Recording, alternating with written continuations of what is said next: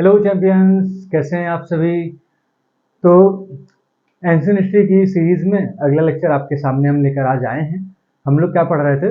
हम लोग देख रहे थे गुप्ता पीरियड। ठीक है, गुप्त काल जो है ये हम लोग पढ़ रहे थे। आज हम लोग इसका थर्ड पार्ट करने वाले हैं, जो कि होगा लास्ट। ठीक है, इसके बाद हम लोग देखेंगे गुप्तोत्तर काल यानी कि पोस्ट गुप्ता पीरियड। तो इसमें हम लोग पहले जो गुप्ता काल का जो गुप्ता पीरियड का जो पहला पार्ट था, उसमें हम लोगों ने क्या देखा था कि जो पॉलिटिकल हिस्ट्री है, ठीक है, राजनीतिक इतिहास हमने पढ़ लिया था।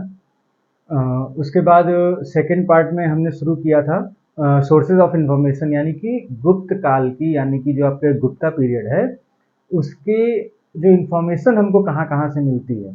तो उसके हमने दो चीज़ें आपको बताई थी कि हमें आर्कियोलॉजिकल सोर्सेज से भी पता चलता है, गुप्ता पीरियड की जो इन्फॉर्मेशन है वो मिल जाती है हमको आर्कियोलॉजिकल सोर्सेज से भी, और गुप्ता पीरियड की जो सोर्सेज हैं, सॉरी इंफॉर्मेशन है, उसका एक और सोर्स है जिसको हम लिटरेरी सोर्स बोलते हैं, यानी कि साहित्यिक स्रोत और पुरातात्विक स्रोत दोनों के द्वारा गुप्त काल की जानकारी हमको प्राप्त होती है।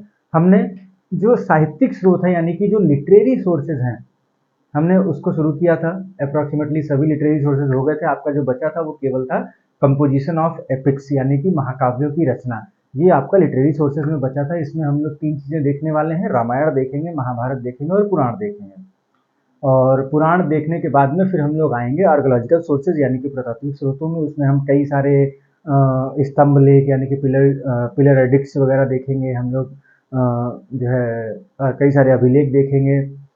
तो वो सारी चीज़ें जो आर्कियोलॉजी से जुड़ी हुई हैं, जिनसे हमें गुप्ता पीरियड की जानकारी मिलती है, हम उसको भी इसी लेक्चर में कंप्लीट करेंगे। और इसी के साथ आपके कंप्लीट सोर्सेज जो हैं, चाहे वो लिटरेरी सोर्सेज हो चाहे वो आर्कियोलॉजिकल सोर्सेज हो, जिनसे आपके एग्जाम में क्वेश्चन आते हैं, वो कंप्लीट हो जाएंगे। ठीक है, तो आइए हम शुरुआत करते हैं अपने आज के लेक्चर की। तो सबसे पहले हम देखेंगे composition of epics,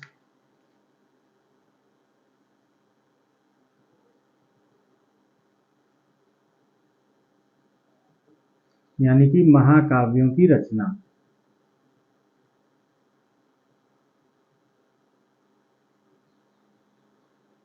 composition of epics, ये हमारा सबसे पहला टॉपिक होगा।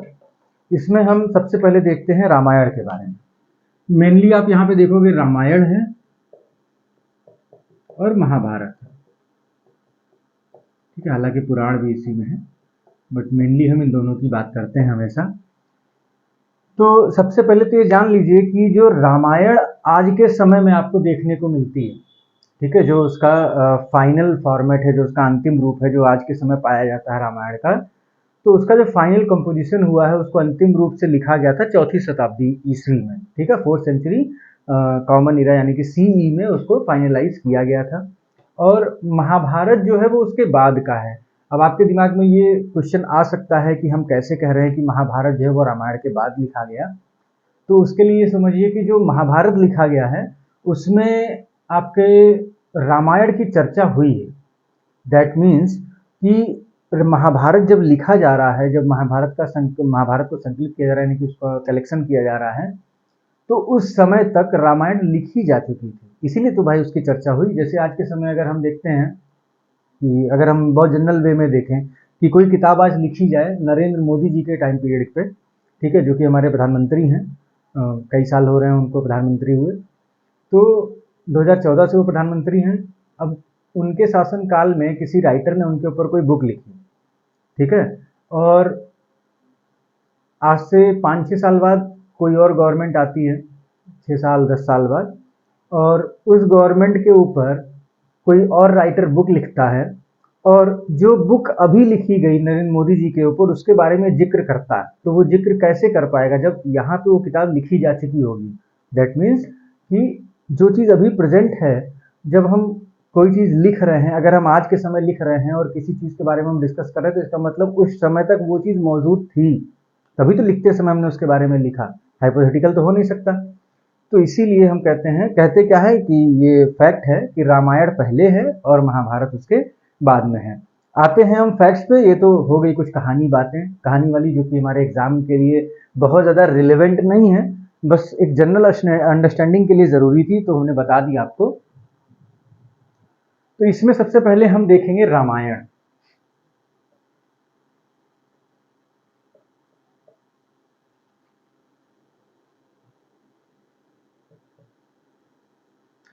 रामायण और रामचरितमानस अलग अलग चीज़ें हैं। जो लोग बहुत ज़्यादा नहीं सनातन धर्म की चीज़ों के बारे में जानते हैं, बहुत से लोग हैं जो इतना क्लियरली नहीं जानते हैं, तो क्योंकि कई बार ऐसा जनरली मैंने बहुत लोगों को देखा है कि जिनके नज़र में रामचरितमानस और रामायण एक ही चीज़ है, बट दोनों चीज़ें अलग अलग हैं। ठीक है, तो इस चीज़ को आपको ध्यान रखना है। रामायण, जब हम रामायण की बात करते हैं तो इट इज़ कंपोज्ड बाय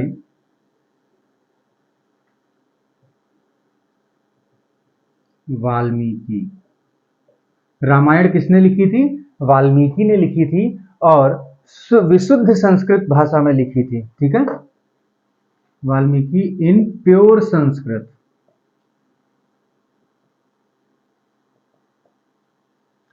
जो रामायण है वो वाल्मीकि जी ने लिखी है और विशुद्ध संस्कृत में, यानी कि प्योर संस्कृत लैंग्वेज में लिखी है, महाभारत के पहले। अगर हम बात करते हैं पीरियड ऑफ रामायण की,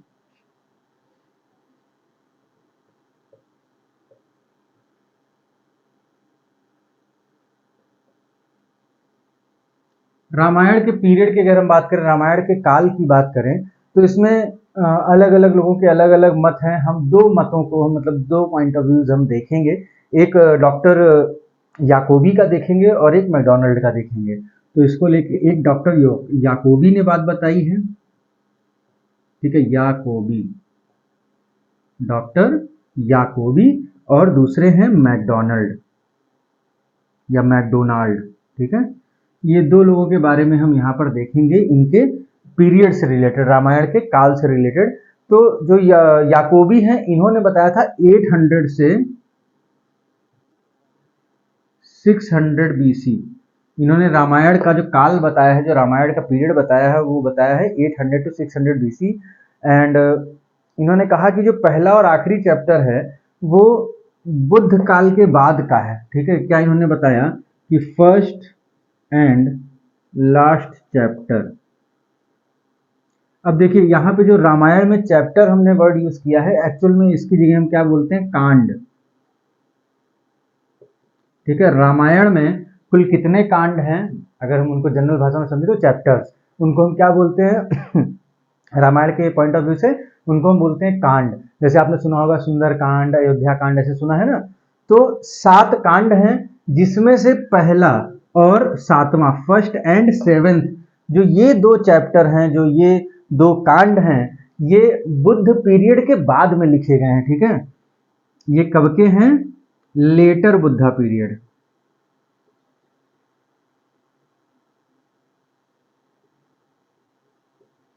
तो लेटर बुद्धा पीरियड यानी कि बुद्ध काल के बाद का है पहला और आखिरी चैप्टर, यानी कि पहला और आखिरी जो कांड लिखा गया वो बुद्ध काल के बाद का है, ऐसा डॉक्टर याकूबी का कहना है।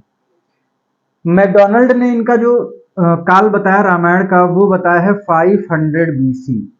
ठीक है, 500 ईसा पूर्व। और इन्होंने कब बताया? 800 से 600 ईसा पूर्व। यहाँ पे ईसवी नहीं है, सीई नहीं लिखा है, बीसी है। ठीक है, और हम इसके बारे में चर्चा करते हैं। तो जो रामायण है, ये पीरियड की बात हो गई।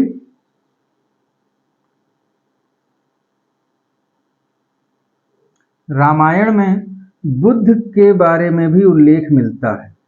ठीक है, बुद्ध का उल्लेख है। अब क्वेश्चन ये आता है कि रामायण में बुद्ध का उल्लेख किस कांड में है? हमने बताया चैप्टर्स को कांड का नाम दिया जाता है। ठीक है, रामायण में चैप्टर्स को क्या कहा गया है? कांड कहा गया है। तो जो कांड की बात की गई है उसमें एक आपका कांड है अयोध्या कांड। कौन सा कांड है? अयोध्या कांड। और अयोध्या कांड में आपको बुद्ध का उल्लेख देखने को मिलता है। तो अगर आपसे कभी एग्जाम में पूछा जाए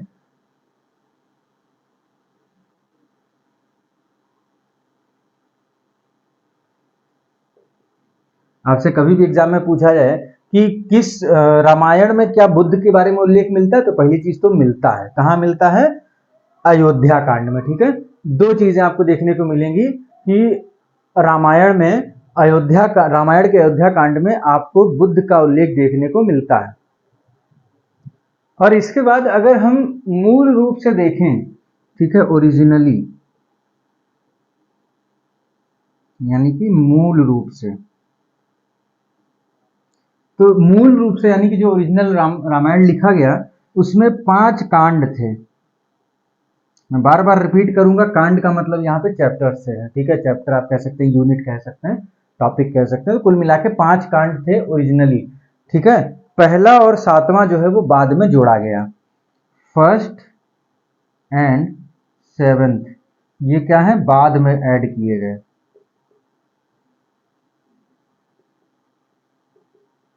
तो अगर आपसे कहा जाए कि रामायण के सबसे पुराने कांड कितने हैं, तो पुराने कांड हो गए 5, और रामायण में कितने नए कांड हैं, तो आप कहेंगे 2।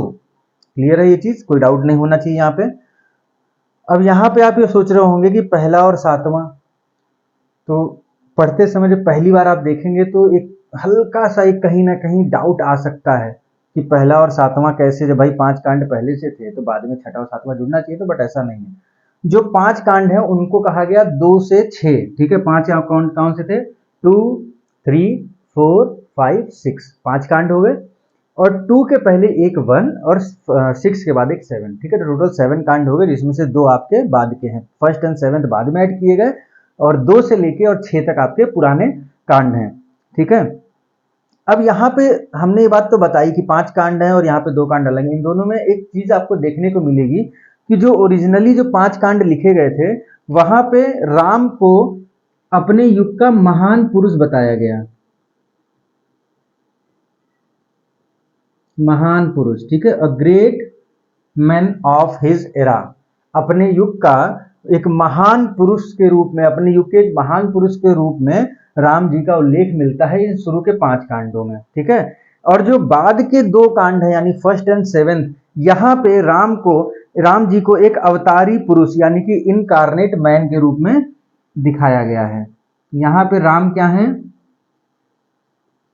अवतारी पुरुष, यानी जिनका अवतार हुआ था, इनकारनेट मैन, ठीक है। अवतारी पुरुष, इनकारनेट मैन, अवतारी पुरुष के रूप में राम जी का उल्लेख मिलता है फर्स्ट एंड 7th जो आपका कांड है, पहला और 7वां कांड है उसमें। और जो आपके 5 कांड मूल रूप से देखने को मिलते हैं, उनमें उनको सिर्फ एक महान पुरुष के रूप में दिखाया गया है। रामायण में क्या है, तो देखिए रामायण में क्या है आपका, बेसिकली ये है स्टोरी ऑफ राम।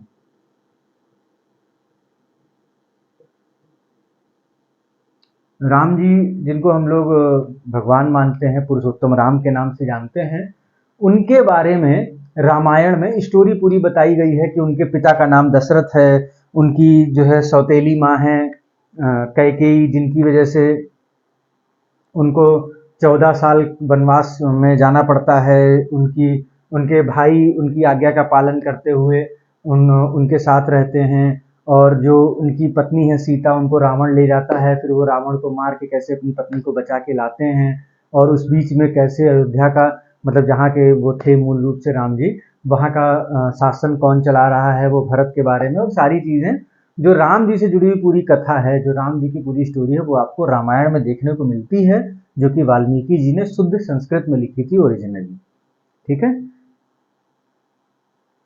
अब यहाँ पे एक चीज आपको ध्यान देने वाली है कि रामायण से हमको क्या सीखने को मिलता है, ठीक है। मोरल ऑफ द स्टोरी जो है, जो राम जी की कथा है, उसका नैतिक मूल्य क्या है, आइए उसको एक बार हम देख लेते हैं।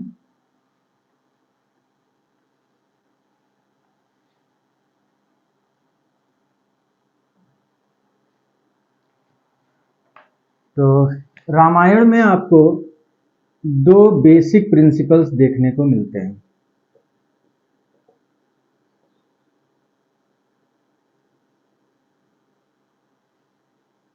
2 मूल तत्व आपको देखने को मिलेंगे। पहला तो यह है परिवार रूपी संस्था का आदर्श।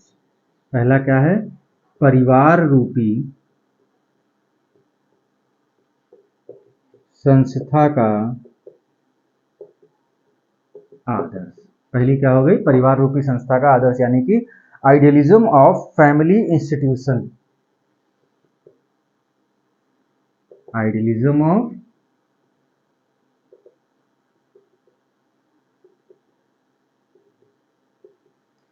इससे आप क्या समझेंगे, आइडियलिज्म ऑफ फैमिली इंस्टीट्यूशन यानी कि परिवार रूपी संस्था का आदर्श। तो इसको आप सिंपली ऐसे समझिए कि राम जी बड़े थे, उनको शासक होना चाहिए था, लेकिन कैकेयी चाहती थी कि भरत जो है वो शासक बने। ठीक है, तो राम जी कुल 4 भाई थे, है ना? राम, लक्ष्मण, भरत, शत्रुघ्न। तो कैकेयी चाहती थी कि भरत शासक बने, लेकिन जो है जब राम जी जाने लगे तो भरत ने कहा कि नहीं, आप ना जाइए, आप ही को यहाँ पे राज करना है। तो जो भरत थे उन्होंने राम जी की चरण पादुका को सिंहासन पर रख कर शासन चलाया, है ना? और मतलब राम जी देखिए, पिताजी ने वचन दिया, और उन्होंने कहा कि 14 साल वनवास में तुमको जाना पड़ेगा। मैंने वचन दिया था कैकेयी को कि मैं वो जो मांगेगी मैं वो चीज़ पूरा करूँगा, ऐसा कुछ। आजकल के समय में अगर आपके पिता बोल दें कि आपको किसी काम के लिए मना भी कर दें ना, तो आपको गुस्सा आ जाता है, और 10 में से 6-7 केसेस में हम लोग पिताजी की आज्ञा की अवहेलना करते हैं। बट उस समय उन्होंने दिखाया, रामायण में आपको देखने को मिलता है कि आइडियली फैमिली कैसी होनी चाहिए, आदर्श रूप में परिवार कैसा होना चाहिए, किस प्रकार बड़े की आज्ञा का छोटा पूर्णतः पालन करता है, शब्दशः पालन करता है, वर्ड टू वर्ड जो है फॉलो करता है, जो छोटा होता है परिवार में, है ना? ये चीज़ आपको केवल कहाँ देखने को मिलेगी? ये रामायण में देखने को मिलेगी। इसीलिए हम कहते हैं कि वहां से हमको परिवार रूपी संस्था का एक आदर्श रूप देखने को मिलता है। आइडियलिज्म ऑफ फैमिली इंस्टीट्यूशन हमें देखने को मिलता है। और दूसरा जो हमको देखने को मिलेगा, उसमें असत्य पर सत्य की विजय, असत्य पर सत्य की विजय हमको देखने को मिलती है। ये हमें क्या पता चलता है कि असत्य यानी कि जो झूठ है, जो फॉल्स है, वो हमेशा हारेगा, और जो ट्रुथ है, ठीक है, जो सत्य है, वो हमेशा जीतेगा। बुराई पर भलाई की हमें जीत देखने को मिलती है।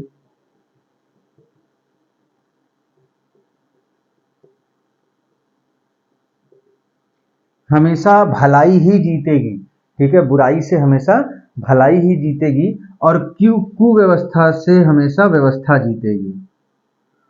कुव्यवस्था पर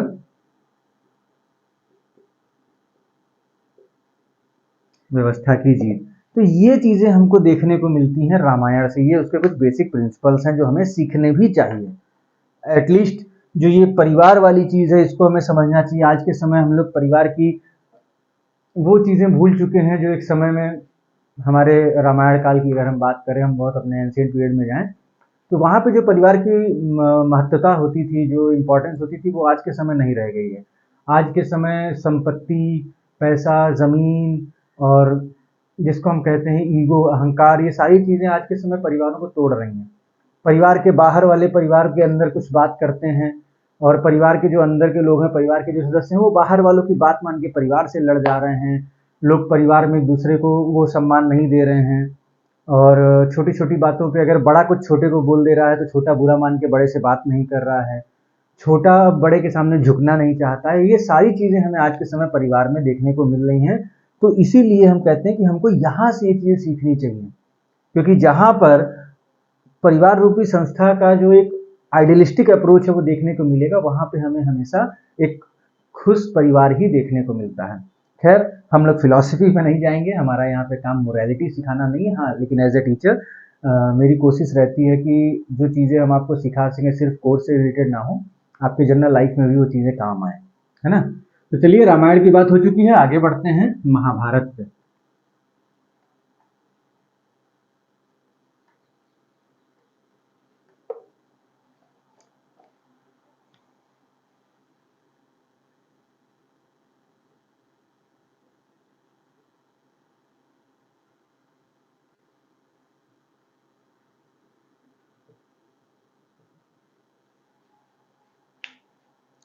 तो महाभारत का कलेक्शन यानी कि जो महाभारत का संकलन है,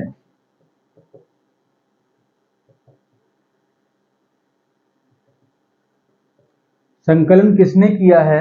तो उनको हम वेद व्यास के नाम से जानते हैं। वेद व्यास, या इनका एक और नाम है जिसको हम कहते हैं कृष्ण द्वैपायन।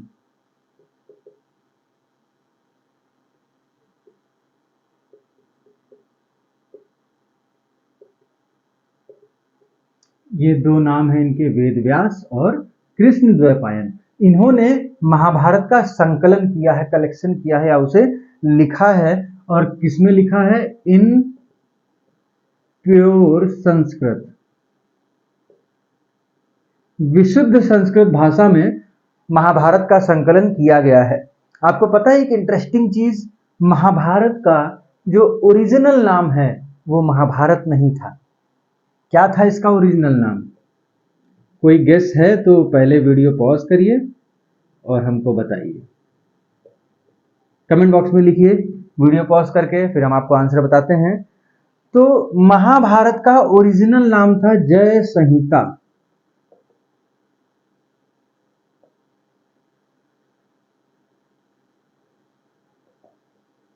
महाभारत का ओरिजिनल नाम क्या था? जय संहिता। और ओरिजिनली इसमें कितने श्लोक थे? श्लोक यानी कि वर्सेस। कितने वर्ष थे ओरिजिनली? श्लोक कितने थे मूल रूप से? तो ये थे 8800, 8800 श्लोक जो है वो आपके मूल महाभारत में देखने को मिलते हैं। जो आपके ओरिजिनल महाभारत है उसमें कितने श्लोक देखने को मिलेंगे ओरिजिनल में? ठीक है, तो वो मिलते हैं 8800। Later it increased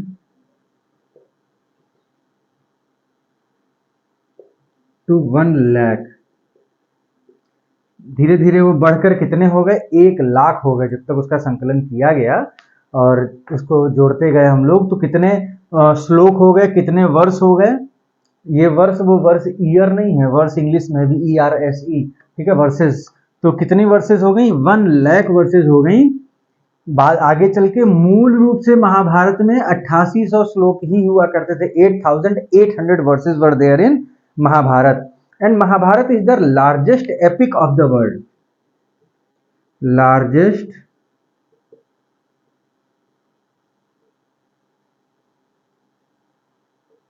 epic of the world. जो महाभारत है वो विश्व का सबसे बड़ा महाकाव्य है। महाभारत क्या है? विश्व का सबसे बड़ा महाकाव्य है। ये आपको हमेशा याद रखना होगा। विश्व का सबसे बड़ा महाकाव्य कौन सा है? तो विश्व का सबसे बड़ा महाकाव्य महाभारत है। It gives knowledge of clash of 2 big clans और 2 ग्रुप्स ऑफ अ क्लैन। क्या बात कर रहा है? आइए हम इसको देखते हैं।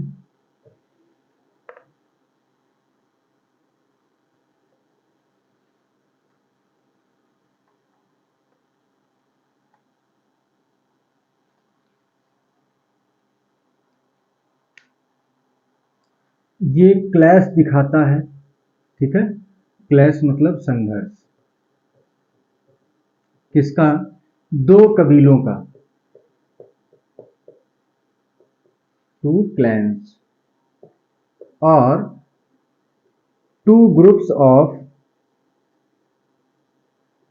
अ क्लैन, या एक कबीले के 2 समूहों का।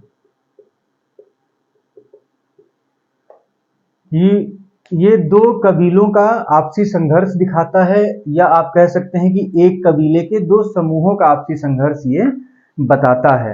और जो ये 2 समूह थे, जो ये 2 ग्रुप्स थे, ये कौन थे? ये थे पांडवाज एंड कौरवाज। पांडव और कौरव, इनके बीच का जो संघर्ष है, पांडव और कौरव के बीच का जो संघर्ष है वो दिखाया गया है महाभारत में, ठीक है। और इससे हमें क्या देखने को मिला? महाभारत जब हम देखते हैं तो महाभारत से हमको एक चीज की जानकारी मिलती है कि उसमें कहा गया है कि राज सत्ता जो है, मतलब जो रूलिंग पावर है, वो अपने लोगों से बढ़कर है, ठीक है, वो अपने लोगों से बढ़कर है। और भगवत गीता जो है, Bhagavad Gita is the important part of Mahabharata. ये इंपॉर्टेंट पॉइंट है, इसको नोट कर लीजिएगा। Bhagavad Gita is the important part of Mahabharat.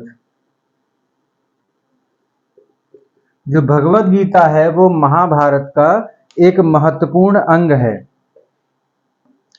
और इससे हमको क्या मोरल मिलता है, क्या हमें नैतिक मूल्य देखने को मिलता है, हमें क्या सीखना चाहिए कि वर्ण और जो कास्ट हैं, ठीक है, यानी कि जो वर्ण हैं और जातियां,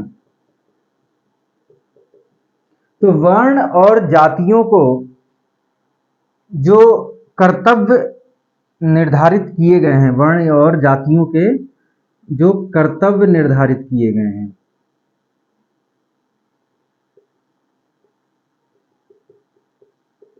ठीक है, duties decided for the varnas and caste, duties decided for the varnas and caste, that duties should be follow by follow should be follow according to the division, जिसको अकॉर्डिंग टू द डिसीजन, मतलब जिस वर्ण और जाति को जो ड्यूटी दी गई है, जिस वर्ण और कास्ट को जो ड्यूटी डिसाइड की गई है, उसको वही करना चाहिए, उसको क्या करना चाहिए, वही करना चाहिए हर सिचुएशन में, बिना प्रतिफल यानी बिना रिवॉर्ड की कामना किए, ठीक है, मतलब जो कर्तव्य निर्धारित हो गए, जो ड्यूटीज डिसाइड हो गई, उनको वही करना चाहिए, प्रतिफल यानी कि रिवॉर्ड की डिजायर जो है यानी कि कामना वो नहीं होनी चाहिए, ठीक है। जिस वर्ण और जिस जाति को यानी जिस वर्ण और जिस कास्ट को जो ड्यूटी दी गई है, जो डिसाइड की गई है कि इस वर्ण की ये ड्यूटी है, इस कास्ट की ये ड्यूटी है, उसको वही ड्यूटी करनी चाहिए और हर सिचुएशन में करनी चाहिए, और वो भी बिना किसी रिवॉर्ड के डिजायर किए हुए, बिना किसी प्रतिफल की इच्छा के हमको वो कर्तव्य निभाना चाहिए जो हमको दिया गया है हमारी जाति और वर्ण के अनुसार, ठीक है। तो ये हो गया आपके महाभारत की बात। अब हम देखेंगे पुराण।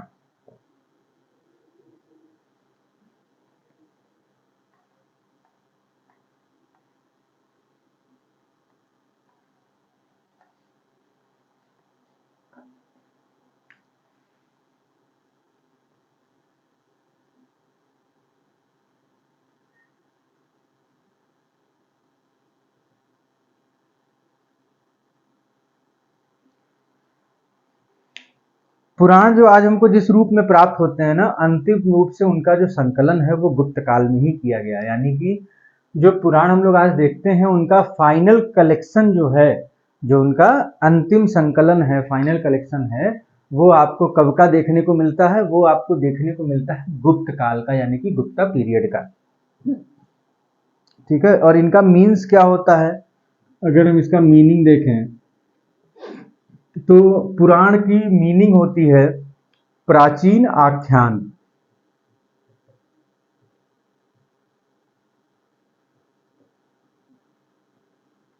ओल्ड नरेटिव,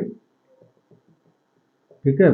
पुराण की मीनिंग क्या होती है, ओल्ड नरेटिव, और अनुश्रुति से चली आ रही पुरानी बातों का जो कलेक्शन है उसी को पुराण कहते हैं। अनुश्रुति मतलब कि जैसे मैंने कोई बात अपने आने वाली पीढ़ी को बताई, ठीक है, फिर उसने अपनी आने वाली पीढ़ी को बताई, ऐसे करते करते बहुत सारी अनुश्रुति रही जो ट्रांसफर होती रही पीढ़ी दर पीढ़ी, जनरेशन बाई जनरेशन वो ट्रांसफर होती रही, हमने बोला, अगली जनरेशन ने सुना, इस तरीके से, और लास्टली जब उनका कलेक्शन किया गया उन्हीं को हम बोलते हैं पुराण।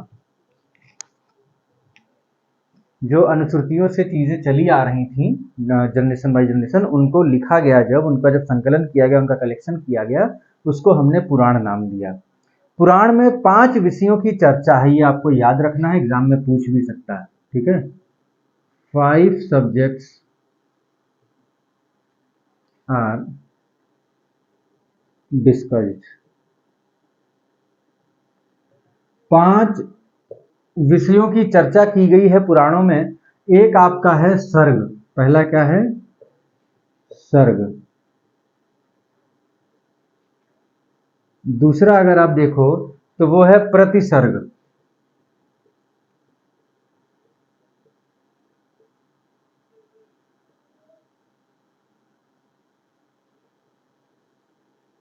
ठीक है, दूसरा प्रतिसर्ग हो गया। तीसरा वंश,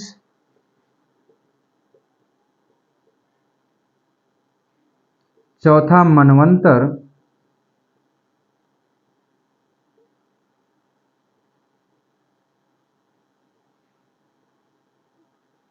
और पांचवा अगर आप देखेंगे तो वो है वंशानुचरित।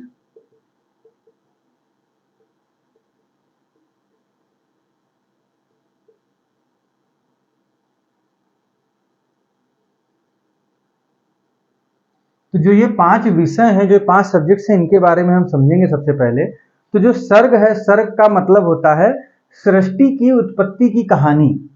सर्ग मतलब क्या है? जो सृष्टि है उसकी उत्पत्ति की कहानी।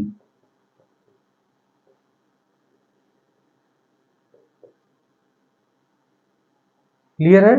Story of origin of universe.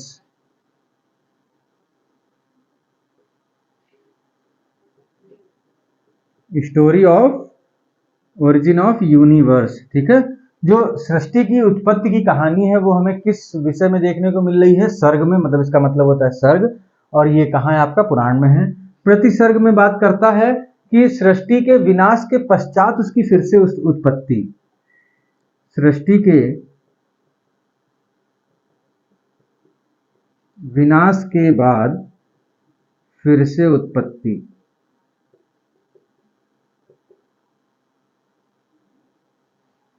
री ओरिजिन ऑफ या reconstruction of universe after it's destruction.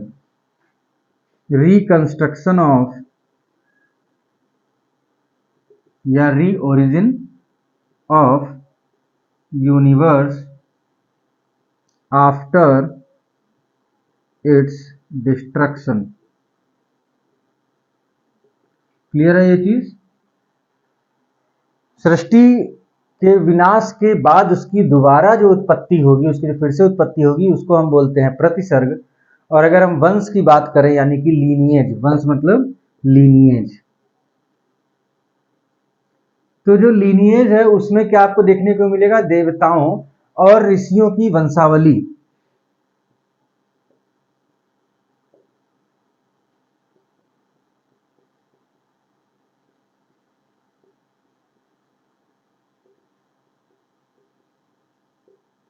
देवताओं और ऋषियों की वंशावली, लीनिएज और जीनियोलॉजी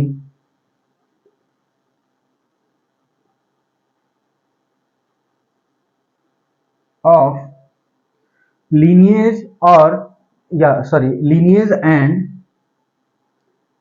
ठीक है, ये तो ठीक है, लीनिएज और genealogy of gods and saints. Saint को हम एक और शब्द से हम बोलते हैं सेज, सेंट या सेज, ठीक है। तो जो देवताओं की और संतों की वंशावली थी, से देवताओं और ऋषियों की जो वंशावली है, जो उनका लीनिएज है या उनकी जीनियोलॉजी है, वो आपको कहाँ देखने को मिलेगी? वो वंश में मिलेगी देखने को। मनवंतर क्या है? मनवंतर है काल सूचक युगों तथा महायुगों का क्रम, जिनके आरंभ में आदि पुरुष मनु मानव जाति के प्रजनक के रूप में प्रकट हुए थे। The sequence of chronological yugas and mahayugas at the beginning of which the Adi Purush Manu appeared as the progenitor of the human race। कि जो काल सूचक युग हैं और जो महायुग हैं, मतलब मनवंतर क्या है? एक काल सूचक है, मतलब एक इंडिकेटर है, टाइम का इंडिकेटर है, जो युगों और महायुगों का सीक्वेंस बताता है, ठीक है। मनवंतर क्या है? युग और जो महायुग हुए उनका सीक्वेंस बताता है, इसलिए इसको हम बोलते हैं काल सूचक है। और जब भी कोई युग या महायुग शुरू होता है तो उस समय मनु, जो कि आदि पुरुष हैं, ठीक है, मनु क्या है? आदि पुरुष हैं। वो मानव जाति के प्रजनक यानी कि प्रोजेनिटर के रूप में अपीयर होते हैं, प्रकट होते हैं, ठीक है, मनवंतर में अगर हम बात करें। इसके बाद अगला आपका है वंशानुचरित। वंशानुचरित कह रहा है सूर्यवंश और चंद्रवंश दोनों के राजवंशों का इतिहास। ये राजवंशों का इतिहास बताता है।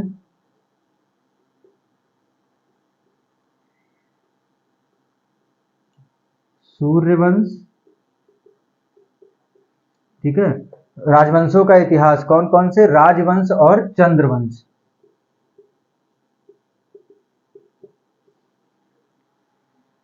हिस्ट्री ऑफ टू डायनेस्टीज, दो राजवंशों का इतिहास है, इसमें सूर्यवंश और चंद्रवंश, दो राजवंशों का इतिहास।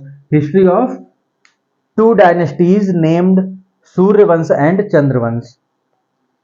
अब जब यहाँ पे हमने मनवंतर की बात की थी, मनवंतर में हमने आपको बता दिया कि मनवंतर ने यहाँ पे ये बदलता कि कब कौन सा युग और महायुग शुरू हुआ, कैसे वहाँ पे मनु जो है वो आदि पुरुष के रूप में अवतरित होते हैं, प्रकट होते हैं, ठीक है, यानी जिसको हम कहते हैं कि वो प्रोजेनिटर के रूप में प्रेजेंट होते हैं, अपीयर होते हैं, वो सारी चीज़ें मनवंतर में आती। तो मनु की बात हुई तो मनु के बारे में थोड़ा सा समझ लेते हैं क्या है मनु, ठीक है। बहुत ज़्यादा इसमें हम डीप में नहीं जाने वाले, बट हाँ मनु क्या है ये आपको एटलीस्ट पता होना चाहिए।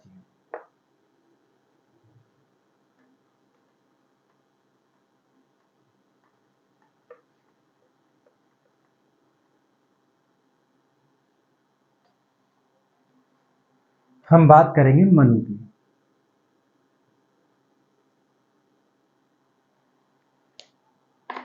मनु क्या है? मन या इच्छा के प्रतीक हैं। मनु क्या है? मन या इच्छा के प्रतीक।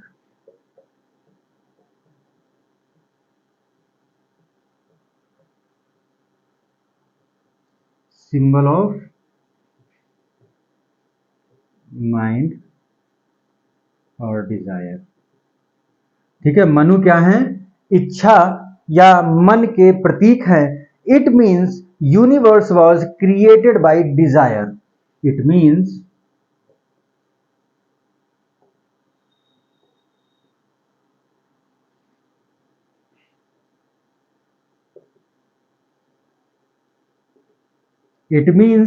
Universe was created by desire, यानी कि जो सृष्टि की रचना हुई है वो इच्छा के आधार पर हुई है।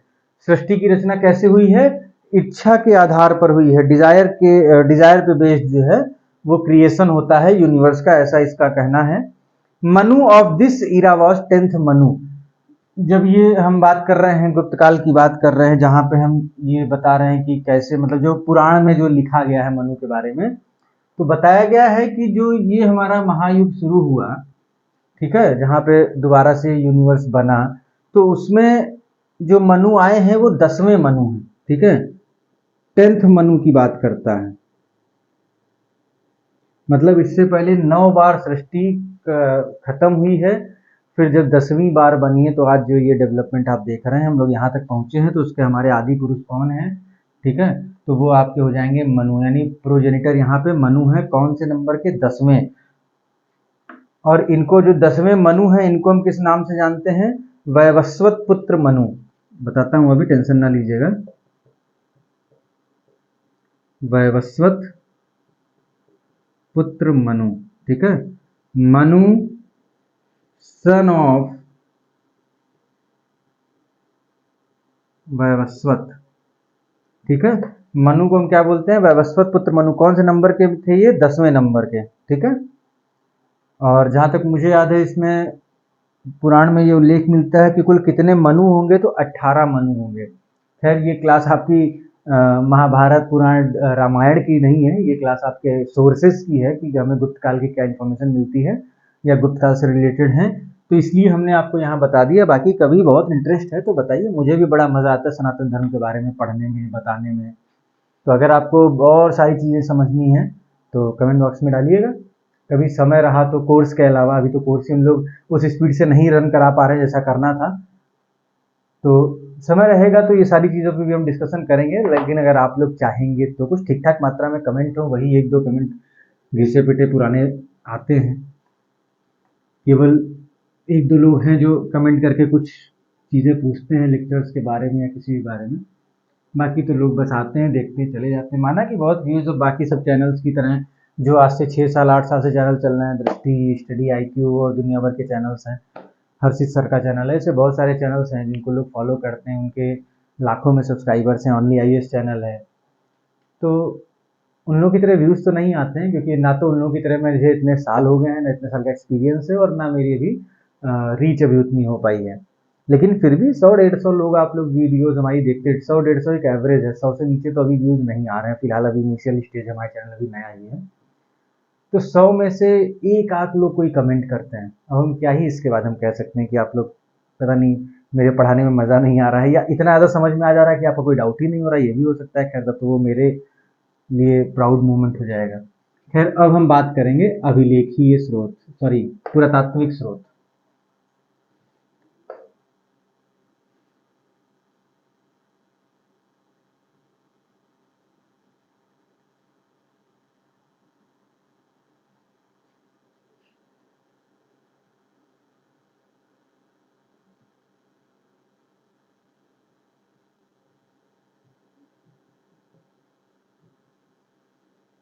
पुरातात्विक स्रोत यानी कि आर्कियोलॉजिकल सोर्सेज, इसमें सबसे पहले आपका आता है समुद्रगुप्त का प्रयाग प्रशस्ति।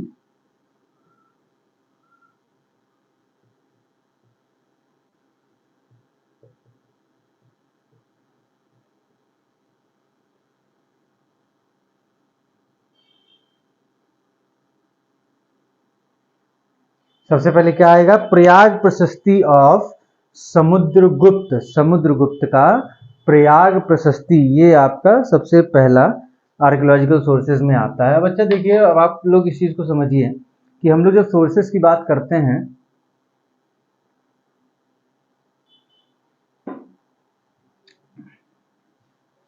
जब हम लोग सोर्सेज की बात कर रहे होते हैं, स्रोत, तो जब भी हम लोग इतिहास लिखते हैं, हमने अपने एंशियंट हिस्ट्री के पहले या दूसरे लेक्चर में आपको ये चीज़ समझाई थी कि जब हम लोग इतिहास लिख रहे होते हैं तो हमको दो चीज़ें बहुत ज़रूरी होती हैं। पहला तो ये लिटरेरी सोर्स यानी साहित्यिक स्रोत होने चाहिए, तो उस समय का कोई इतिहासकार है। जैसे आप पढ़ते हैं बहुत सारे, जैसे कालिदास के बारे में आपने पढ़ा, आपने विशाख दत्त के बारे में पढ़ा गुप्तकाल से रिलेटेड भी पिछले लेक्चर में।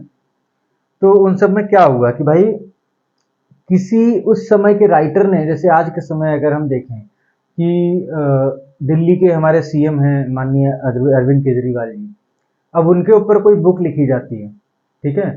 अब बुक लिखने का तो बहुत तरीके से लिख सकता है ना, बायस्ड भी होते हैं कुछ लोग, कि जैसे कोई है जो अरविंद केजरीवाल से के अगेंस्ट में है, अब अगर वो किताब लिखेगा तो जाहिर सी बात है अरविंद केजरीवाल के बारे में उल्टा पुल्टा ही लिखेगा। अरविंद केजरीवाल की जो गलतियां हैं उनको तो दिखाएगा ही, लेकिन उनके जो सही काम है उनको नहीं दिखाएगा, ठीक है। ऐसे ही कोई नरेंद्र मोदी जी के ऊपर किताब लिखेगा, तो अगर वो नरेंद्र मोदी जी का फॉलोअर है, उनको पसंद करता है, तो वो उनकी अच्छी बातें लिखेगा, नेगेटिव चीज़ें शायद ना लिखे, या कुछ लोग अनबायस्ड होते हैं तो वो अच्छी बुरी दोनों बातें लिखते हैं। तो अब आज से जब 200 साल बाद, 300 साल बाद लोग जब वो बुक्स पढ़ेंगे जिसपे किसी पर्टिकुलर पॉलिटिकल लीडर की बुराई की गई है या किसी पर्टिकुलर पॉलिटिकल लीडर की बहुत ज़्यादा अच्छाई की बात की गई है, तो उस समय आपको कोई डाउट क्रिएट होगा कि जैसे अगर हम नरेंद्र मोदी जी की बात कर रहे हैं जो कि हमारे माननीय प्रधानमंत्री हैं, अब उनके बारे में कोई किताब लिखी गई, अब वो किताब किसी ने उनके बारे में बहुत पॉजिटिव लिखा है, किसी ने उनके बारे में बहुत नेगेटिव लिखा है। अब आज से 200-300-400 साल बाद लोग जब वो बुक पढ़ेंगे, अलग अलग बुक्स पढ़ेंगे, तो उनको ये कंफ्यूजन होगा कि यार वो अच्छे थे कि बुरे थे, क्योंकि इनके में कुछ अच्छे पॉइंट हैं, इनके में कुछ बुरे पॉइंट हैं, कितना कौन सच बोल रहा है, कौन झूठ बोल रहा है, ये चीज़ें आज से 400-500 साल बाद आप नहीं क्लियर कर पाएंगे। तो वहां पे काम आते हैं आर्कियोलॉजिकल सोर्सेज, ठीक है। जैसे अब अगर किसी राजा ने, जैसे हम कहते हैं कि मान लिया कि अकबर और हेमू की लड़ाई हुई, उसमें एक लोग जीते एक लोग हारे। अब कोई किताब में लिख दिया गया कि हेमू जीता, किसी किताब में लिख दिया गया अकबर जीता। अब क्लियर कैसे होगा कि कौन जीता है? ठीक है, तो लिटरेरी सोर्सेस तो हैं, लेकिन वो सोर्स कितने ऑथेंटिक हैं, ये चीज हमें इलेबोरेट करते हैं हमेशा आर्कियोलॉजिकल सोर्सेज। अब जैसे समुद्रगुप्त ने कई सारे विजय अभियान चलाए, ठीक है, कई सारे उसकी विक्ट्री कैंपेन्स हैं, जिसके बारे में कई किताबों में देखने को मिला, कई सारे राइटर्स ने लिखा, लेकिन क्या सच में उसने उनको जीता था? क्या सच में जैसा उसमें बताया गया कि उसने इस तरीके से हराया कि सामने वाला चित हो गया, ऐसा हो गया, वैसा हो गया, किताबों में लिखा है, लेकिन क्या उसका कोई आर्कियोलॉजिकल सोर्स अवेलेबल है? क्योंकि अगर समुद्रगुप्त ने कोई विजय अभियान किया, भाई पुराने जमाने में क्या होता था, एंशियंट पीरियड में, मेडिएवल पीरियड में, कि अगर कोई युद्ध बड़ा जीता जाता था ना, तो उसको लेके कुछ ना कुछ एक ऐसा चीजें दिखाई जाती थी, जैसे किसी स्टोन पे लिख देना, किसी पिलर पे इंस्क्रिप्शन डाल देना, मतलब पूरा लिख देना, ये सारी चीजें होती थी। तो अब किसी किताब में लिखा है कि समुद्रगुप्त ने 5 विजय अभियान किए, ठीक है, मान लिया ऐसा लिखा, मैं एग्जैक्ट नहीं बोल रहा हूँ, मैं एक एग्जाम्पल दे रहा हूँ कि समुद्रगुप्त ने 5 विजय अभियान किए, और जो उसके आर्कियोलॉजिकल सोर्सेज मिले हैं, जहां पे उसके जैसे कोई पिलर मिला है, कोई शिलालेख का प्रोजेक्ट है, या कोई गुहा लेख है, ठीक है, केव इंस्क्रिप्शन है, इन सब में उसके केवल 3 विजय अभियानों की चर्चा है। तो जब हम लोग इतिहास को पढ़ेंगे, जब हम इतिहास लिखेंगे ना, तो हम 3 पे श्योर होंगे। हम कहेंगे कि उसने 5 विजय अभियान किए, जिसमें से 3 जो है वो इस प्रकार से हैं और 2 के बारे में स्पष्ट जानकारी नहीं मिलती है, ठीक है। तो इस तरीके से इतिहास लिखा जाता है। तो जितना हमारा लिटरेरी सोर्सेज की वैल्यू है, उतनी ही हमारे आर्कियोलॉजिकल सोर्सेज की वैल्यू है। और इतिहास सही से तभी लिखा जा सकता है जब लिटरेरी सोर्सेज यानी कि साहित्यिक स्रोत और जो आर्कियोलॉजिकल स्रोत यानी कि पुरातात्विक स्रोत है, दोनों आपको मौजूद हों आपके उस इरा के, तभी आप उसको अच्छे से समझ पाएंगे वहां के इतिहास को, और वहां के इतिहास को अच्छे से लिख पाएंगे। ये चीज हमेशा याद रखिएगा आप लोग। तो जब हम बात करते हैं समुद्रगुप्त के प्रयाग प्रशस्ति की, तो समुद्रगुप्त के टाइम की जो स्पेशली समुद्रगुप्त की जो राजनीतिक उपलब्धियां थी, मतलब समुद्रगुप्त के जो समय, केवल समुद्रगुप्त ही नहीं, उसके आसपास के और भी चीजें, तो समुद्रगुप्त के समय की राजनीतिक उपलब्धियां और खास करके समुद्रगुप्त की जो राजनीतिक उपलब्धियां थी, ठीक है, यानी कि जो समुद्रगुप्त के टाइम की जो पॉलिटिकल अचीवमेंट्स थी, समुद्रगुप्त के समय में और भी लोगों की रही होंगी ना पॉलिटिकल अचीवमेंट्स, वो और खास करके समुद्रगुप्त की जो पॉलिटिकल अचीवमेंट्स हैं उनकी जानकारी देने वाला फर्स्ट इंस्क्रिप्शन है, पहला अभिलेख है। कौन सा? समुद्रगुप्त का प्रयाग प्रशस्ति। कौन सा? प्रयाग प्रशस्ति। इसको नोट डाउन करिएगा। समुद्रगुप्त के टाइम की और स्पेशली समुद्रगुप्त की राजनीतिक उपलब्धियों, समुद्रगुप्त के टाइम की और स्पेशली समुद्रगुप्त की राजनीतिक उपलब्धियों के की जानकारी की इंफॉर्मेशन देने वाला जो पहला इंस्क्रिप्शन है, जो पहला आपका अभिलेख है, वो कौन सा है? तो वो प्रयाग प्रशस्ति है। वो कौन सा है? प्रयाग प्रशस्ति है। और ये पहले कौशाम्बी में था और इसको कौशाम्बी से बाद में प्रयाग लाया गया, ठीक है। ये कहाँ था? कौशाम्बी में। कौशाम्बी से कहाँ लाया गया? प्रयागराज, वही आपका इलाहाबाद, ठीक है। कौशाम्बी से प्रयागराज लाया गया। इसका क्रेडिट किसको जाएगा? इसका क्रेडिट जाएगा अकबर को, ठीक है। तो ये क्वेश्चन भी पूछा गया है कि समुद्रगुप्त का प्रयाग प्रशस्ति कौशाम्बी से प्रयाग लेकर कौन आया था? तो वो लेकर आए थे अकबर। क्लियर है ये चीज? और इसमें जो सबसे पहला है वो अशोक का इंस्क्रिप्शन है। मतलब प्रयाग प्रशस्ति किसी एक का नहीं है, प्रयाग प्रशस्ति में सबसे पहले अशोक का भी इंस्क्रिप्शन है, उसके बाद उसमें समुद्रगुप्त का इंस्क्रिप्शन है, ठीक है। और उसमें बहुत सारी चीजें फिर आगे और एड ऑन होती गई धीरे धीरे टाइम के साथ साथ। और आपको याद रखना है कि ये तिथि विहीन है, यानी कि डेटलेस है। ये क्या है? तिथि विहीन अभिलेख है।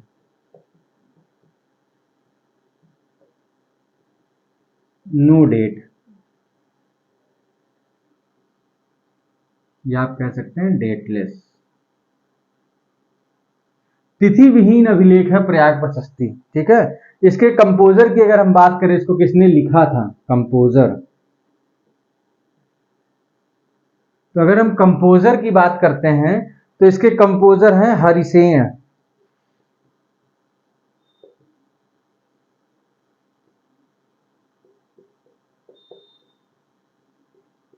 कौन है? Harisena. Harisena is the son of Dhruva Bhuti. Son of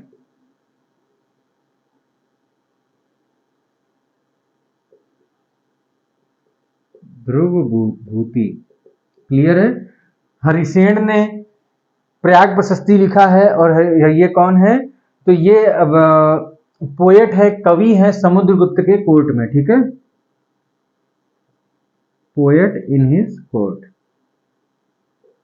clear है चीज?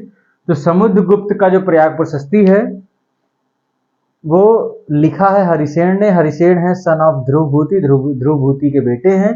और ये समुद्रगुप्त के दरबार में कवि हैं हरिसेन, ठीक है। और इसकी अगर हम बात करें लैंग्वेज की, ठीक है, तो ये आपका चंपू स्टाइल में, champu style of Sanskrit language.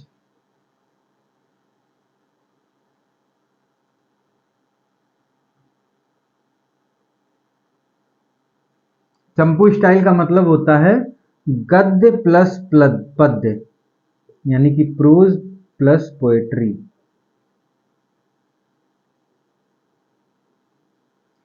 तो गद्य और पद्य जहां पर दोनों यूज होगा उसको हम बोलेंगे चंपू स्टाइल, चंपू शैली। किसकी? ये चंपू शैली संस्कृत भाषा की। और जो ये आपका इंस्क्रिप्शन था, जो ये प्रयाग प्रशस्ति है, तो अगर आप इसको देखेंगे तो इसका जो 7वां श्लोक है, जो 7th वर्स है इसका, इसको नोट डाउन कर लिया होगा। आगे बढ़ते हैं।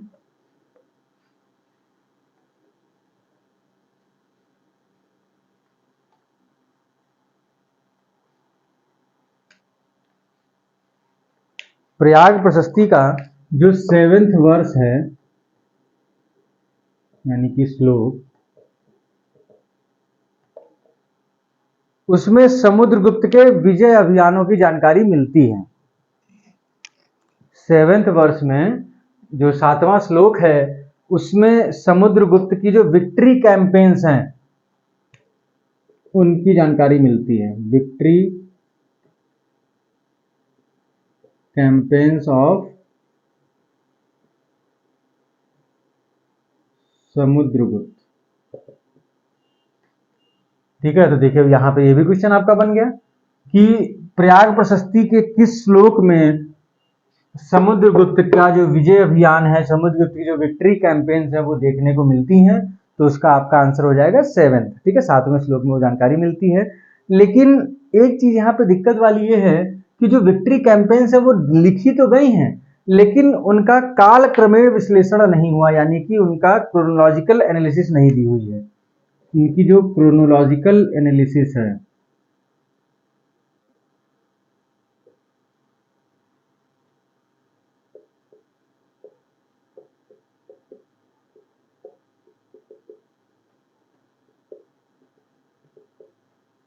जो काल क्रमेण विश्लेषण है वो नहीं दिया हुआ है। ठीक है, मतलब कौन सी विक्ट्री कैंपेन उसने पहले की, कौन से बाद में की, उसके बाद कौन सी, वो क्रोनोलॉजी जो है वो नहीं दिया, उनका कालक्रम नहीं दिया हुआ है। ठीक है, और समुद्रगुप्त ने अश्वमेध यज्ञ किया है उसकी जानकारी इस प्रयाग प्रशस्ति से नहीं मिलती है। देखो आपको ये पॉइंट याद रखना है, समुद्रगुप्त ने अश्वमेध यज्ञ किया। ठीक है, जो अश्वमेध यज्ञ है वो किया इन्होंने, लेकिन उसकी जानकारी प्रयाग प्रशस्ति में नहीं मिलती है। ये पॉइंट भी नोट कर लीजिए, तुरंत नोट डाउन करिए कि जो प्रयाग प्रशस्ति है उसमें समुद्रगुप्त के अश्वमेध यज्ञ के बारे में कोई इंफॉर्मेशन नहीं मिलती है। ठीक है,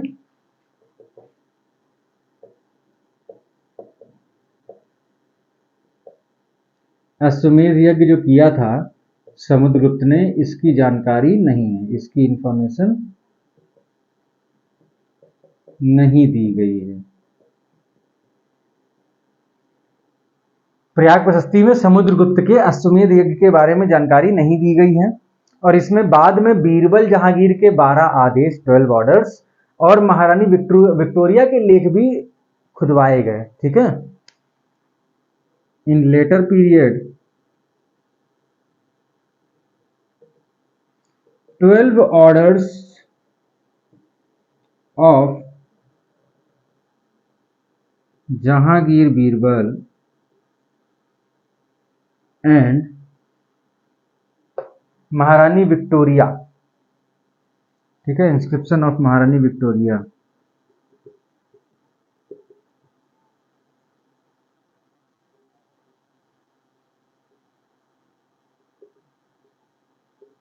या आप लिख सकते हैं क्वीन विक्टोरिया। तो इनके लेख भी आपको बाद में देखने को मिलेंगे जो प्रयाग प्रशस्ति पर लिखे गए या खुदवाए गए। ठीक है, इसके बाद हम आगे बढ़ते हैं। अच्छा, अगर इसकी आपको फोटो देखना चाहो तो मैं थोड़ा सा कोशिश करता हूँ, या चलिए आप लोग खुद ही सर्च कर लीजिएगा। अभी मैं इतना ज़्यादा फोटोज वगैरह डालने में मुझे बहुत ज़्यादा समय निकल जाएगा, और मुझे एज सुन एज पॉसिबल आपका कोर्स कंप्लीट करना है। ठीक है, तो चलिए हम बात करते हैं इसके बाद चंद्रगुप्त सेकंड का मेहरौली का लौह स्तंभ। अगला आपका आर्कियोलॉजिकल सोर्स है, यानी कि पुरातात्विक स्रोत है, मेहरौली का लौह स्तंभ।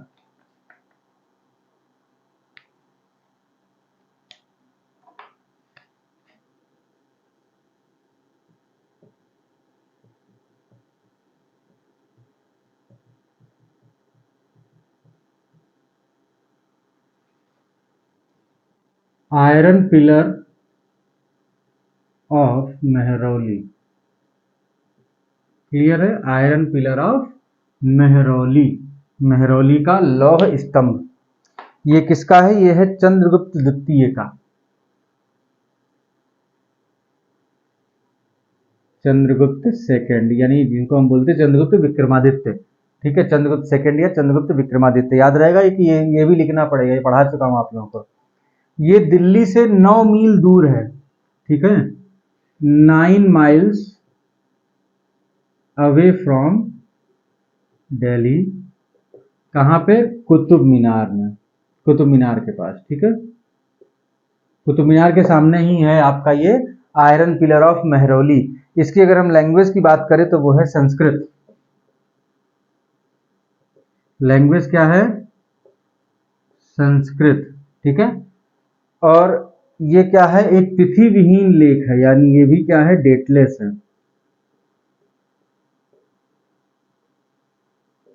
ये भी क्या है? डेटलेस है, तिथि विहीन है। बट ये approximately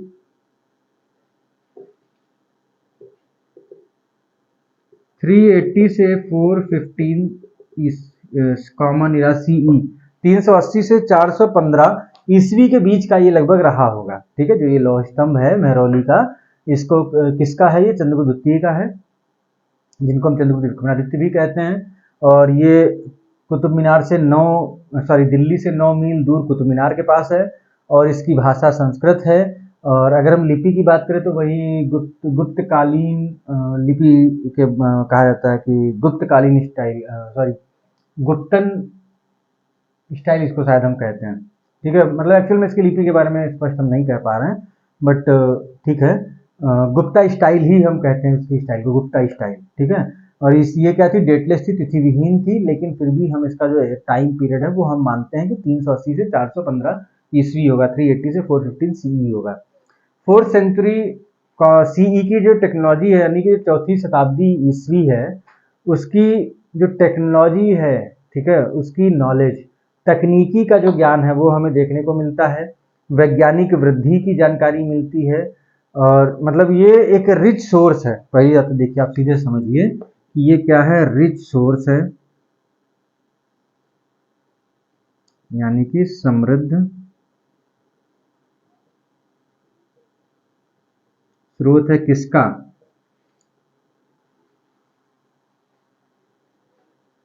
rich source of 4th century technical knowledge, यानी तकनीकी ज्ञान,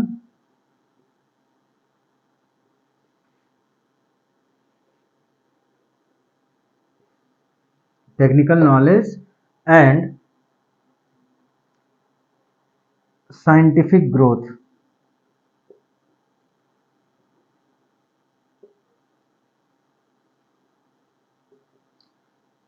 जो मेहरौली का लौह स्तंभ है, ये समृद्ध स्रोत है 4वीं शताब्दी ईस्वी की तकनीकी ज्ञान और वैज्ञानिक प्रगति का। ये क्या है? एक समृद्ध स्रोत है। It is the rich source of 4th centuries technical knowledge and scientific growth. इस आयरन, अच्छा देखिए खासियत क्या है, इस आयरन पिलर की चमक अभी तक बरकरार है। अभी तक इसकी चमक जो है वो वैसी की वैसी बनी, जो कि काफी स्ट्रेंज है कि लोहे का स्तंभ है और उसकी चमक आज भी वैसी की वैसी ही बनी हुई है। और सबसे बड़ी चीज, खुले आसमान के नीचे है। ऐसा नहीं कि ये पिलर के ऊपर से कोई बिल्डिंग बनी हुई है, उस बिल्डिंग के अंदर ये पिलर, ये एकदम ओपन एरिया में पिलर है। उसके बावजूद आज तक इसमें जंग नहीं लगी, जंग रहित है, रस्ट फ्री। ठीक है, ये क्या है? रस्ट फ्री, यानी जंग रहित। आज के देखिए हम लोग लोहे कोई चीज बनाते हैं, वो कुछ ही समय में उसमें जंग लग जाती है। उस जमाने में देखिए बना और आज तक उसमें जंग नहीं लगी। और एक चीज और यहाँ से हमको बहुत क्लियर देखने को मिलती है कि इसमें आपका जो गरुड़ है, गरुड़, गरुड़ जान है ना, वो उसका निशान बना हुआ, गरुड़ जो है वो बना हुआ है इस पिलर पे। और उसके साथ ही साथ यहाँ पे विष्णु ध्वज की भी चर्चा की गई, जो वहां लिखा हुआ है उसमें जो विष्णु फ्लैग होता है उसके बारे में भी देखने को मिलता है। तो इससे हमें क्या पता चला कि जो चंद्रगुप्त सेकंड था, इससे हमको पता चला Chandragupta second was the follower of Vaishnava religion या वैष्णविज्म।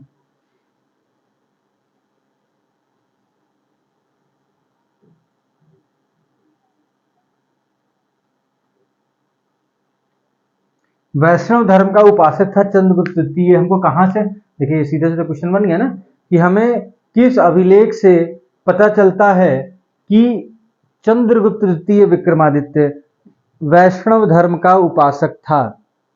तो ये हमको पता चलता है कहां से, मेहरौली के लौह स्तंभ से, iron pillar of Mehrauli. Clear है। इसके बाद हम देखेंगे मंदसौर प्रशस्ति, इसको हम रफ कर रहे हैं।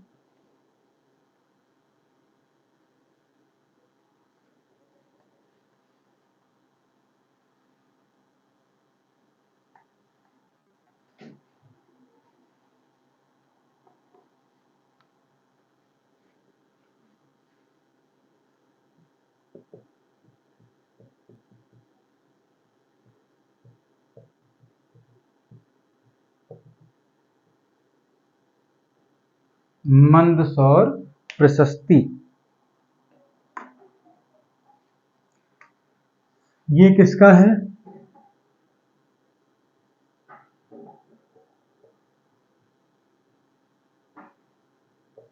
तो मंदसौर प्रशस्ति है कुमारगुप्त सेकंड का।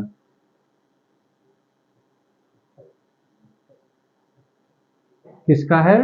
कुमारगुप्त द्वितीय का है मंदसौर प्रशस्ति या मंदसौर इंस्क्रिप्शन। ये कहां पर है? तो ये आपका मध्य प्रदेश में है। कहां पर है? मध्य प्रदेश में।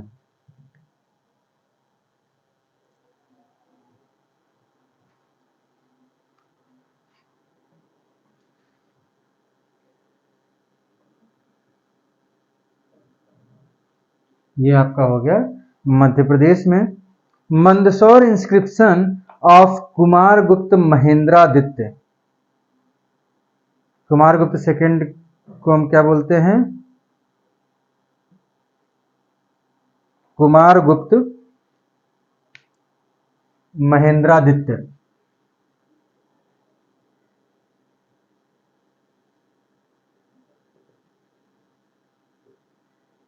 क्लियर है ये चीज?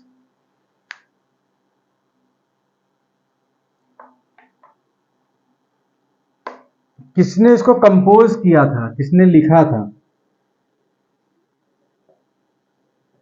कंपोज्ड बाय वत्स भट्टी।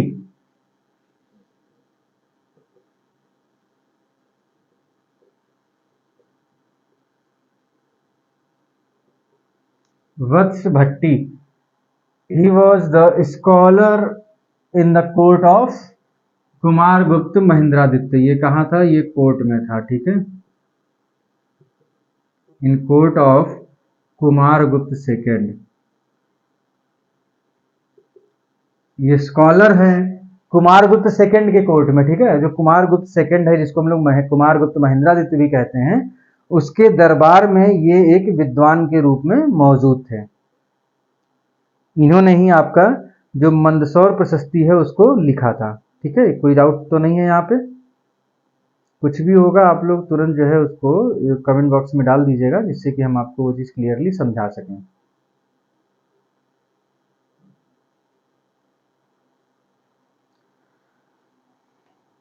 इस इंस्क्रिप्शन में रेशम बुनकर, सॉरी थोड़ा सा बीच में हम स्लो हुए, कुछ प्रॉब्लम थी, उसको मैं सही कर रहा था। अभी हम क्या आगे बढ़ते हैं। तो इस इंस्क्रिप्शन में क्या था, जो रेशम बुनकर होते हैं ना, सिल्क वेवर जिनको बोलते हैं,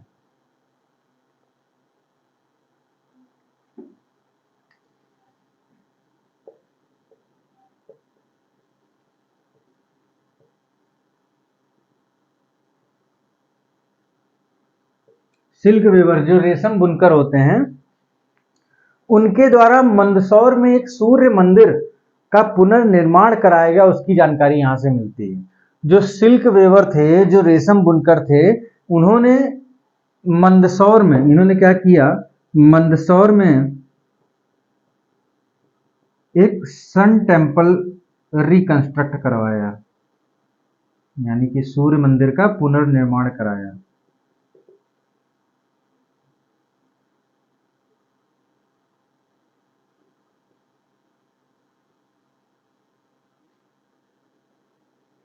पुनर्निर्माण, रिकंस्ट्रक्शन।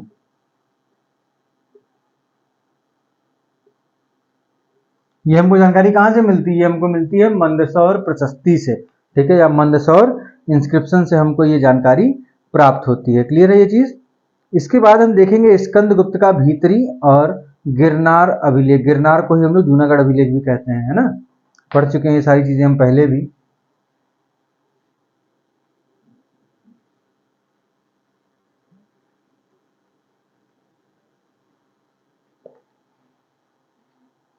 अगला क्या है? स्कंदगुप्त का भीतरी एवं गिरनार अभिलेख।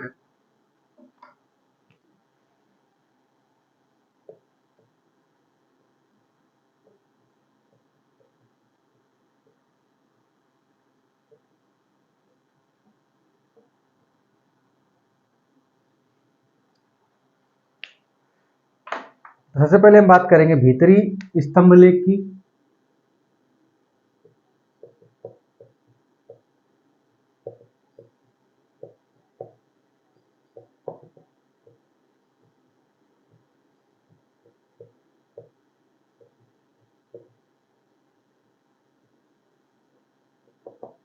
भीतरी पिलर एडिक्ट, ये कहां पे है? तो ये गाजीपुर उत्तर प्रदेश में है। कहां पे है? गाजीपुर उत्तर प्रदेश। स्कंदगुप्त के शासन काल में जो हूणों का आक्रमण हुआ उसकी जानकारी यहां पर मिलती है, ठीक है। यहाँ पे हुणाज अटैक जो होगा या हुणाज इन्वेजन, उसकी इंफॉर्मेशन मिलती है, ठीक है। किसके टाइम पीरियड में? In the time period of Skandagupta.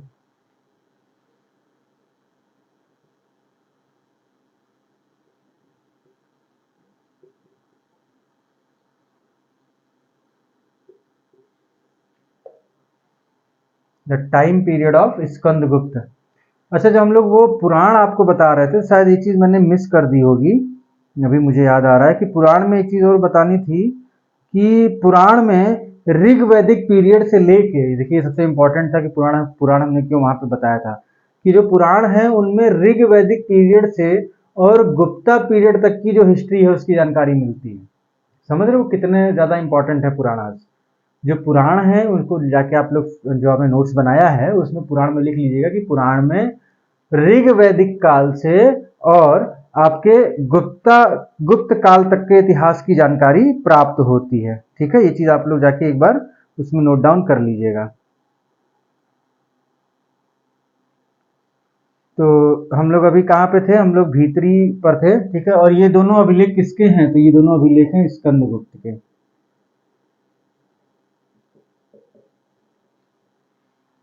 अब देखिए, अब जैसे हम आपको जो एग्जांपल बता रहे थे कि जैसे किसी बुक में दिया हुआ है कि स्कंदगुप्त के समय में हुणों का आक्रमण हुआ, ठीक है, और उसमें ऐसे ऐसे लड़ाई हुई, ये जीते ये हारे, वो सारी चीजें किसी बुक में लिखी हैं। फिर वही एक इंस्क्रिप्शन पे उस समय का खुदा हुआ, उस जमाने का जिस समय वो हुआ था उस जमाने का खुदा हुआ एक इंस्क्रिप्शन पे हमको ये मिल गया, मतलब ये चीज क्या है, ये फैक्ट सही में हुआ था। तो इस तरीके से इतिहास लिखा जाता है, ठीक है।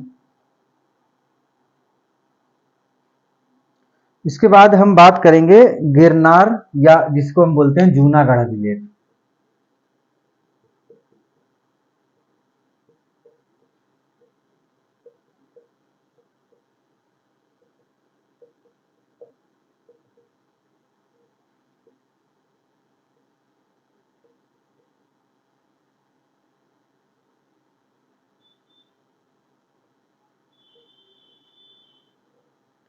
गिरनार या जूनागढ़ इंस्क्रिप्शन। तो स्कंदगुप्त लेख, सॉरी सुदर्शन लेख है, उसका जो रिकंस्ट्रक्शन हुआ था स्कंदगुप्त के टाइम में, उसकी इंफॉर्मेशन हमको यहाँ से मिलती है। सुदर्शन झील के बारे में मैंने आपको बताया था ना कि उसको कई टाइम पीरियड में उसका रिकंस्ट्रक्शन हुआ है या रिनोवेशन हुआ है, बता चुके हम। ये आपको अशोक के समय में हमने आपको एक अभिलेख में ये चीज बताई थी। यहाँ पे भी देखिए वो चीज है, लेकिन चूंकि हम गुप्ता पीरियड की बात कर रहे हैं, स्कंदगुप्त की बात कर रहे हैं, तो यहाँ पे हमको स्पष्ट जानकारी मिलती है इस अभिलेख से कि सुदर्शन लेक का रिकंस्ट्रक्शन हुआ था। इसमें क्या हमको इंफॉर्मेशन मिली कि जो सुदर्शन लेक है उसका हुआ रिकंस्ट्रक्शन, उसका रिकंस्ट्रक्शन हुआ, उसका पुनर्निर्माण हुआ किसके समय में? समुद्रगुप्त के टाइम में।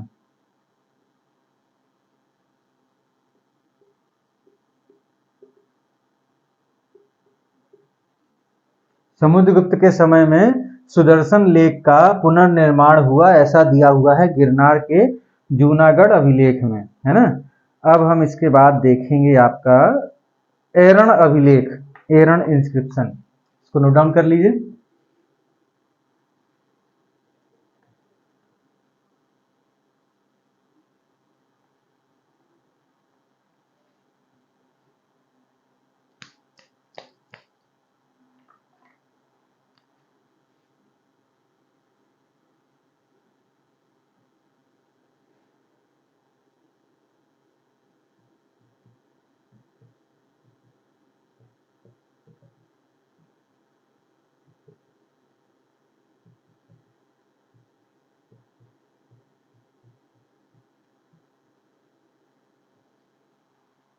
एरण इंस्क्रिप्शन ये किसका है? तो ये है भानुगुप्त का। किसका है?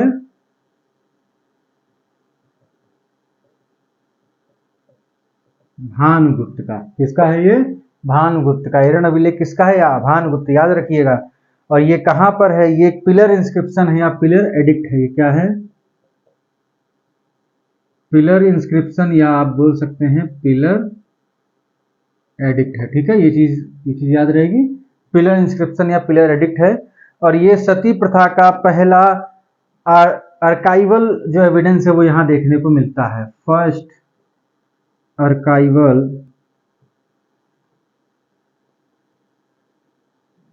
Evidence of, first archival evidence of sati system.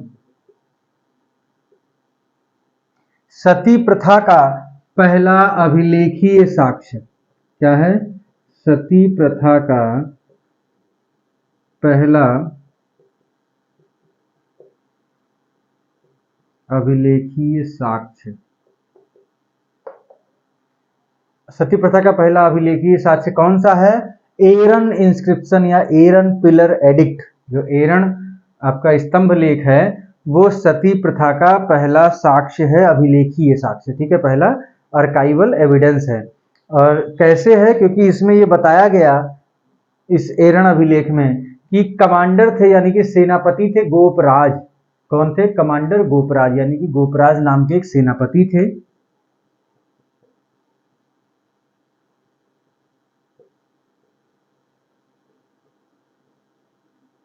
सेनापति यानी कमांडर, तो गोपराज सेनापति थे। इनकी पत्नी जो है वो सती हुई थी। ठीक है, इनकी पत्नी जो थी वो सती हुई थी। तो ये सती प्रथा को बताने वाला पहला आर्कियोलॉजिकल या आर्काइवल एविडेंस है। बहुत इंपॉर्टेंट है, ये पॉइंट याद रखिएगा।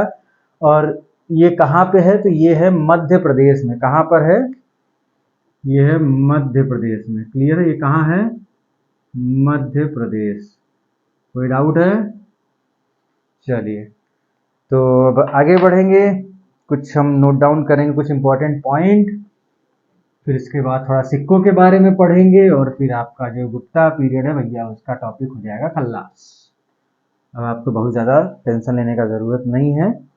ठीक है, नोट करके कैसे बनाइए कॉलम नोट।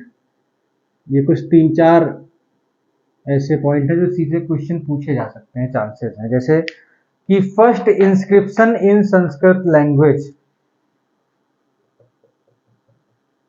फर्स्ट इंस्क्रिप्शन इन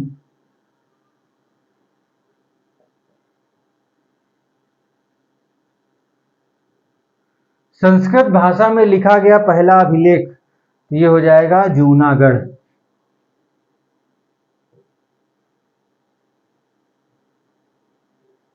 जूनागढ़ या गिरनार इंस्क्रिप्शन।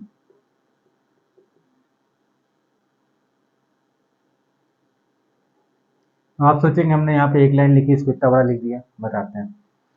दूसरा पॉइंट, चंद्रगुप्त मौर्य का नाम का उल्लेख करने वाला पहला इंस्क्रिप्शन, मतलब पहला अभिलेख जिसमें चंद्रगुप्त मौर्य का नाम लिखा हुआ है। ठीक है, तो चंद्रगुप्त मौर्य का जो नाम है उसका उल्लेख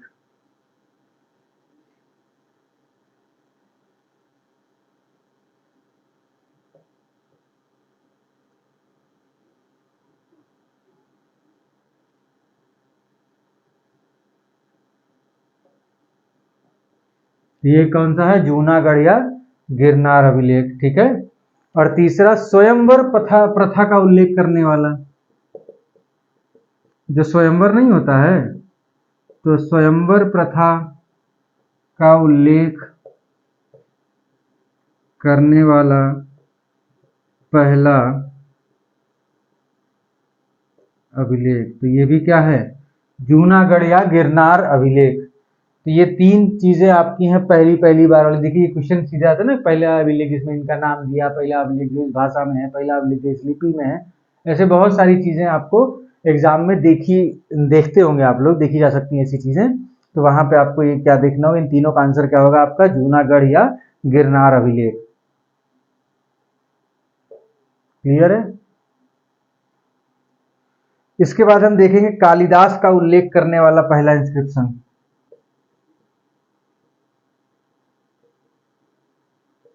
कालिदास का उल्लेख करने वाला पहला अभिलेख, पहला इंस्क्रिप्शन जिसमें कालिदास के बारे में लिखा गया है, तो वो कौन सा है, वो है एहोल इंस्क्रिप्शन। कौन सा है, एहोल इंस्क्रिप्शन, यानी कि एहोल अभिलेख। एहोल अभिलेख में इसको एक महान कवि के रूप में लिखा गया है, ठीक है, मतलब बताया गया है कि ये एक महान कवि हैं। किसका था एहोल अभिलेख, तो एहोल अभिलेख आपका जो है वो पुलकेशिन द्वितीय का है। किसका है,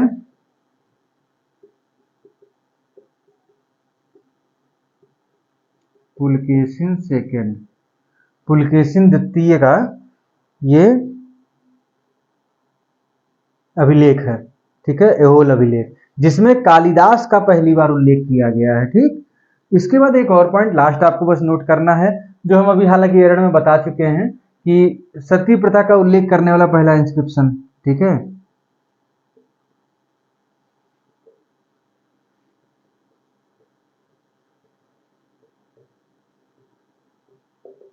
तो कौन सा है जरा बताइए कमेंट बॉक्स में, अभी 5 मिनट पहले आपने पढ़ा।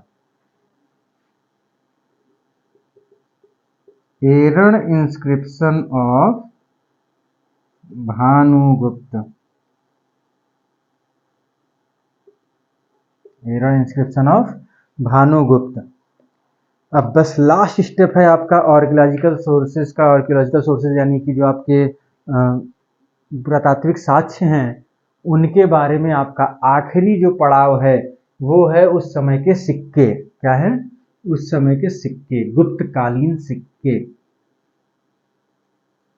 Coins of Gupta period.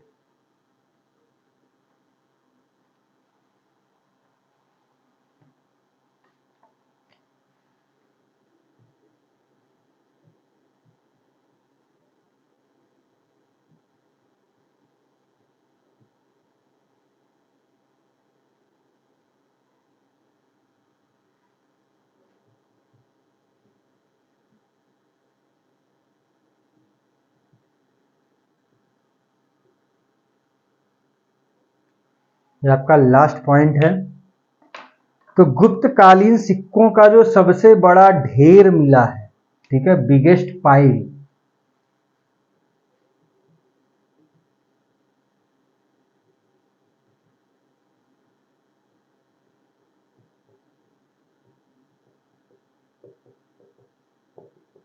तो इनका सबसे बड़ा ढेर यानी जो बिगेस्ट पाइल है वो मिला है भरतपुर जिले में, राजस्थान। भरतपुर डिस्ट्रिक्ट, राजस्थान, ठीक है, भरतपुर जिला है राजस्थान का। वहां पर गुप्त काल के सिक्के भारी मात्रा में प्राप्त हुए, ठीक है।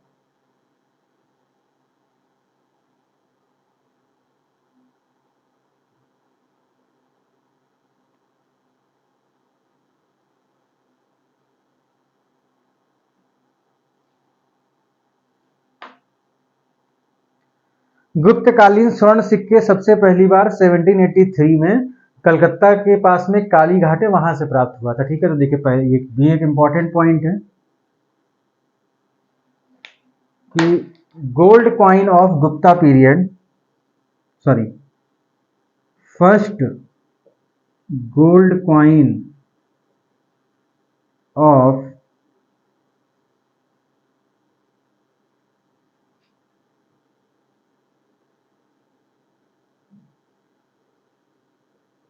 जो पहला सोने का सिक्का है गुप्त काल का, वो मिला 1783 में, 1783 सीई, 1783 ईस्वी में आपको सबसे पहला गुप्त काल का सिक्का देखने को मिलता है।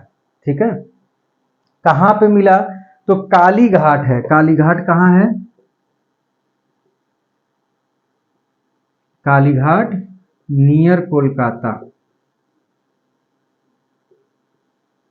कलकत्ता के पास में कालीघाट नाम की जगह है जहां पे गुप्त काल का पहला सिक्का देखने को मिला था। ठीक है, गुप्त काल का पहला सिक्का कहां मिला है? तो वो मिला है आपको कालीघाट। कालीघाट कहां है? कोलकाता के पास में है। कब मिला है? 1783 ईस्वी में मिला है। इसके बाद इंडियन हिस्ट्री में सबसे ज्यादा अगर सिक्का देखा जाए किसने प्रचलित किया, सबसे ज्यादा सिक्के किसके हैं, तो वो गुप्त युग के हैं, गुप्त काल के हैं। ठीक है, गुप्ता पीरियड के। इंडियन हिस्ट्री में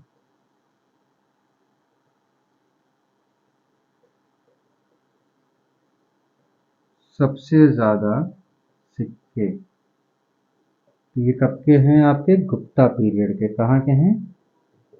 गुप्ता पीरियड। क्लियर है ये चीज? और चांदी, तांबा और शीशे के भी इन्होंने सिक्के चलाए। चांदी, तांबा और शीशे के सिक्के, सिल्वर, कॉपर एंड लेड, ये सिक्के भी आपको देखने को मिलेंगे गुप्ता पीरियड में। ठीक है, कौन कौन से? चांदी, तांबा और सीसा। मतलब गोल्ड तो है ही है, गोल्ड तो हमने पहले ही बता दिया कि गोल्ड आपका काली घाट में मिला है कोलकाता के पास में 1783 ईस्वी में। लेकिन गोल्ड के अलावा आपका इनको सिल्वर, कॉपर और लेड के यानी शीशे के भी सिक्के देखने को मिलते हैं। और इनमें जो सिक्के थे उनमें सबसे ज्यादा जो प्रचलित था वो था धनुर्धर टाइप ऑफ कॉइन।